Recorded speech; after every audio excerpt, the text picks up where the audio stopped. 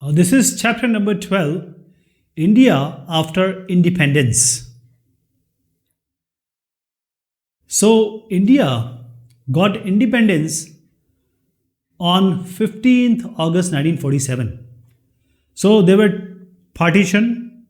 Pakistan, this was made as West Pakistan, this was East Pakistan. These are all Muslim majority places. Now, the independence we got 15th August 1947. Please remember the Independence Day we celebrate on 15 August. 15 August. The 26th January is the Republic Day. I'll talk about that in a short while. So, when we got independence, the life was not very easy. It was a new country, poor country, undeveloped country. So we were facing a lot of challenges. First of all, the partition came with a lot of problem. There were riots, there were refugees. So around 8 million, see 1 million is 10 lakh. So 8 million refugees, they came to India from Pakistan. So can you imagine the number of people at that time? Now all these have to be given homes. They have to give provided with jobs. That is, they have to have a life here, and that the government has to ensure. There was another situation because more than 500 princely states were there, riyasatein, princely states, and these states were either ruled by some Maharaja, or by some Nawab or some leader. So all these have to be requested or persuaded or annexed to join this new nation called India, called Hindustan, called Bharat. So they have to be brought inside this nation. So these all were in front of us. Now, since the independence, there were so many people who have their desire, their thoughts, expectation. So we have to have a political system, we have to develop a political system. All the requirement, expectation, thoughts of people have to be fulfilled. They have to be best served because all were involved, all sect of life, all religion, all caste, creed, they were involved in independence, getting independence. So this is the picture of 15th August 1947, the flag hoisting ceremony as at Red Fort, the historical Red Fort. Today also the Prime Minister, they do it. So 1947, if I talk to you about that time, the population was quite high. Though today also it's 138 crores. So 345 million, 1 million is 10 lakh, that is 34.5 crores population was there at time. And this was related to other country, it was huge. And there was a quite divide. See, low castes were there, high castes were there. So people were divided into low caste and high caste. Majority, if you see, 81% are Hindus. So there were Hindus, Muslims, Parsis, Sikh, Jain.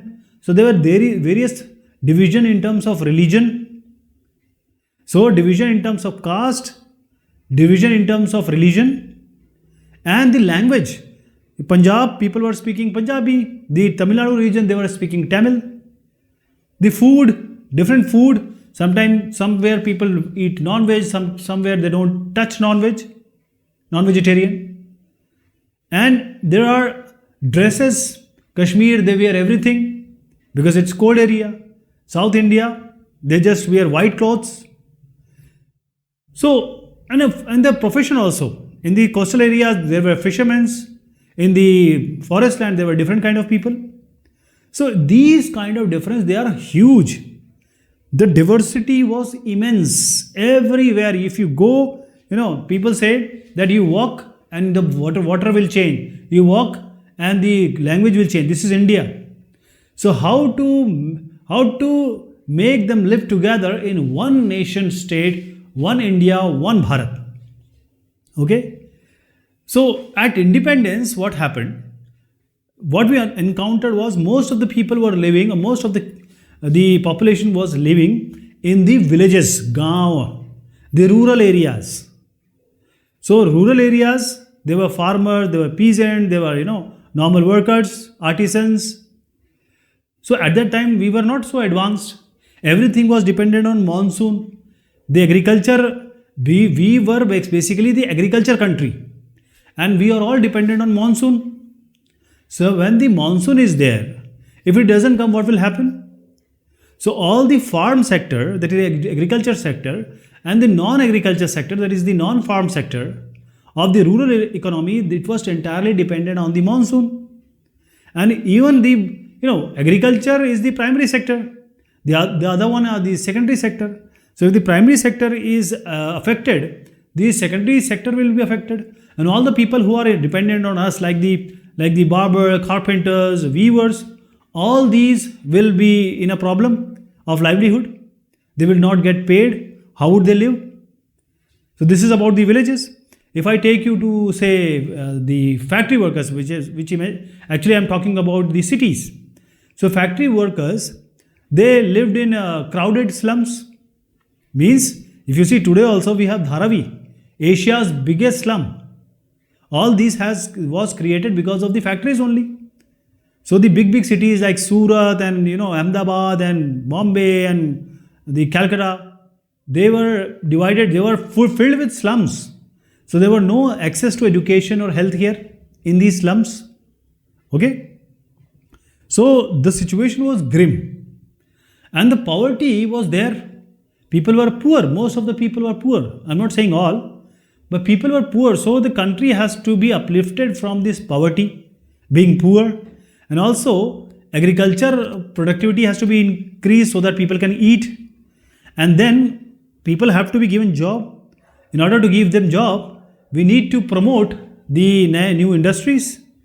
So new industries, new udyog have to be established.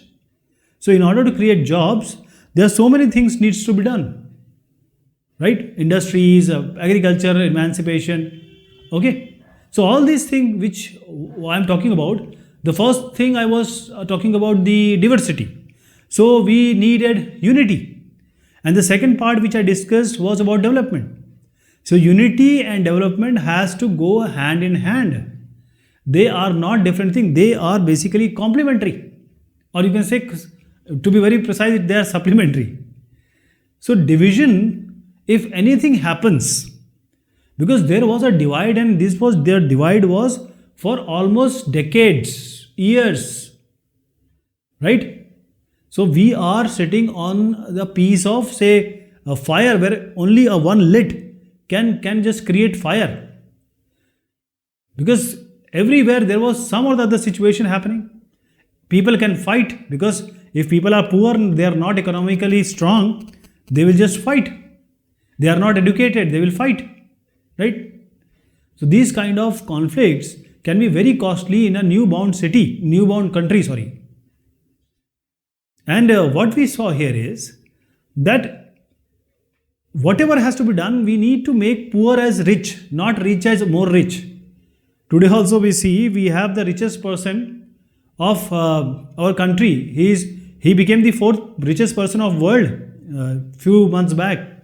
Ambani, Adani, these guys, they in 1 second they earns in crores. So this still is going on. So now coming to the constitution. So Indian constitution, what you see here is the book, the constitution, the Bible of India, and this is the preamble. It says everyone is equal. All the words which is there is properly written here in a good manner, so that people can understand and we know how this country has to be marked and followed. So December 1946 till 1949. So December 1946, the country was not independent. So around 380 or 350 plus people, they sat together from different political parties, from different cities, different country, this is part of the country. So they were sitting, and this committee or assembly was called as Constituent Assembly, Samvidhan Sabha. But in 1947, there was partition. So this 380, 350 plus, to be very precise, it became 300. Actually, it's 280 plus. So in order to have a proper numeral number so that we remember, make it as 300. So they were discussing about what will be the political future, how the India as a country will be guided. Who is going to guide them? This constitution is going to guide them. So December 1946 to November 1949 is around 3 years. It's 2 years, 11 months and some days, say 8 days. Okay. So for almost 3 years, they were discussing, they were deliberating, they were having discussion, debates, everything was going on. All over participants which have come from all over part of the country. So these participants, as I said, they have different thoughts. They're coming from different caste, creed, religion, background. They are having a different cadre in every aspect. So now there is, again, people are sitting as united with diversity. So now they made a constitution, they framed a constitution. And this was adopted, lagu kiya gaya. This was adopted by the country on 26 January 1950. Please remember, 26 January is our Republic Day, when the constitution was adopted. But 15 August is our Independence Day, when we got our freedom. 26 January is not Freedom Day. 26 January is just the Constitution Adoption Day. Here we have the parade. You know, in 1929, Indian National Congress, Nehru ji, he was the president of INC, he said, on 26 January 1930, we are going to celebrate the Independence Day. That is how the confusion is. So, finally, this 26 January was adopted from that date. So, 26 January, Republic Day, 15 August, Independence Day, right? This question is generally asked. Okay. So, now coming to the Constitution. Now, our Constitution is very rich. Everything is there. Basically, we took all the good contents from different countries and then we adopted them, adapted them. We adopted and adapted also to our natural needs as a country. So, this is how the whole Constitution was made.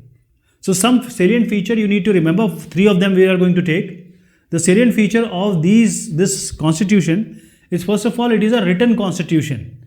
It's a proper written Constitution. It is the longest and lengthiest Constitution. See, it is saying the democratic form, Loktantrik Vyavastha, sovereignty, Samprabhu of people. There is no foreign intervention. Parliamentary form of government. We have Rajya Sabha and the Lok Sabha. Right? So, it's a parliamentary form of government. State representation is also there and the other representation is also there. Then we have the elections also, right? Then fundamental rights and fundamental duties and directive principles. These are also given, that what is individual duty, what are the rights individual has. The Constitution is quite flexible also, rigid also. And then we talk about the single citizenship. We do have OCI cards, etc., overseas citizenship card, etc. Preventive detention is still there. That is, if the police or the government sees that he or she is a threat, he can be detained, and this is very dangerous actually. People are still debating on this. A secular state, there is no religion, no Hindu, no Muslim, all are equal in front of law, in front of a constitution.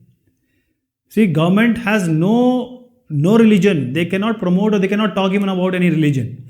Independent judiciary, that is, there are three pillars of our constitution, this democracy: judiciary and legislative, and the one more, Karyapalika.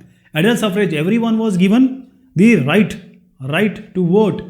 Every Indian, if he or she is adult, he can give the vote, adult suffrage, right? Sarvabhaumik adhikar, matadhikar. So now the 3 salient features we are going to discuss about the Constitution. One of the important feature is universal adult franchise, which we just talked about, 14th point. Universal adult franchise, that is, at that time the Constitution came, all the Indians who are 21 plus, all the Indian citizens 21 plus. So either state election or state or say any election, national election, the main is that they can give vote. And in Indian constitution only, this was given to everyone, right? And it was not even given to the big countries, developed countries, the United Kingdom, the America, the US. India was the only main country or the key country who was given right at the first constitution by itself. So in United States, if I give you the idea, the first people who got the right was only having the property, those who were having the property. Then those who were educated given the right to vote. Then the working class has to really fight. They have to struggle for getting this right to vote. And finally, the women, they put up of good fight and struggle. Then only they were given the right to vote. So India was a class apart. Soon we got the independence. All Indians, the Vyask, adult Indians, they got this right to vote. And there was no distinction, no gender, no class, no education distinction. Everyone can vote, right? So this is one of the important salient feature of our constitution. So I'll show you this, the picture of Samvidhan Sabha, the Constituent Assembly. You see here Jawaharlal Nehru Sahab, and he is introducing the resolution that outlined the objectives of the constitution. And all these people sitting here, they are all the members of this Constituent Assembly. So it was a long deliberation, discussion which happened, Okay. So the second feature, what was this? So we have the Muslims, the Parsis, the Hindus. There are so many. Hindus are majority basically, others are minority. Hindus are more than 80% in India. Now in a constitution, in front of law, each citizen is equal. Okay? 81% Muslims, Hindus are there, only 14% Muslims. And if you see a good Hindu, he will always respect every religion. A Hindu religion is that religion which imbibes, which adopts every kind of different thoughts. You go to Sri Lanka, Sinhala, they didn't allow Tamilians to even grow. If you go to Pakistan, then they just push this Urdu. That is why East Pakistan became Bangladesh later. So this India has, the Hindu dharma is a very great dharma. But there are good people, there are bad people. There are people who said that now you have to make this as a Hindu state because Pakistan was already taken. Pakistan was made for the betterment of, for the expectation, to fulfill the expectation of whom? For Pakistan, for Muslims. Now this is India is a Hindu country now. Make it as Indian. Okay. Because only the Muslim interest is undertaken by making this East Pakistan and West Pakistan. But the Nehru kind of people, the great people, the visionary people, they said no, India is university and in diversity. Diversity and unity go in hand. We have different people who have worked hard for years and for our independence, for making this country what we are. We have to respect everyone. So we can make this as a Hindu Pakistan. Okay. In India, we have around 14% these Muslims. Sikhs around 1-2%, Christians 1-2%. So they all work together to make this country what we are. Parsis, Jain, they are big shots, they are so respected. Sikhs, they are everywhere. They are strengthening this country. And everyone loves their country. So constitution is giving everything what a Hindu can get. So Hindus, every minority is getting everything what a Hindu is getting in this country. So we have different castes, different creed, different everything, diversity. But this constitution ensures that whatever Hindus are getting, everyone should get. Same opportunities, either in the government jobs, either in the private sector, or whichever opportunity you talk about. Constitution says equal for everyone. There is no Hindu Raj, there is no Hindutva, there is nothing in Constitution says. There is third feature. The third feature is about the people who are poor and who are destitute, who are disadvantaged, who have suffered a lot. Okay, so the constitution has made the provisions about them also. See, untouchability, achut.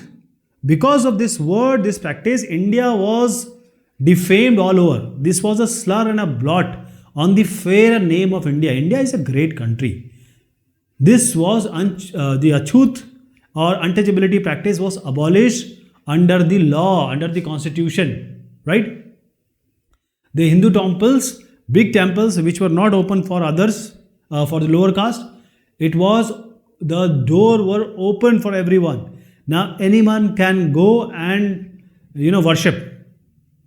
So if you talk about the state legislature, central legislature, or the government jobs, how to ensure all this? To make everyone equal.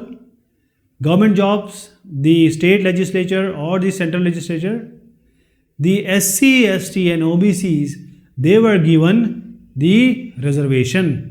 There was a provision of reservation. Why?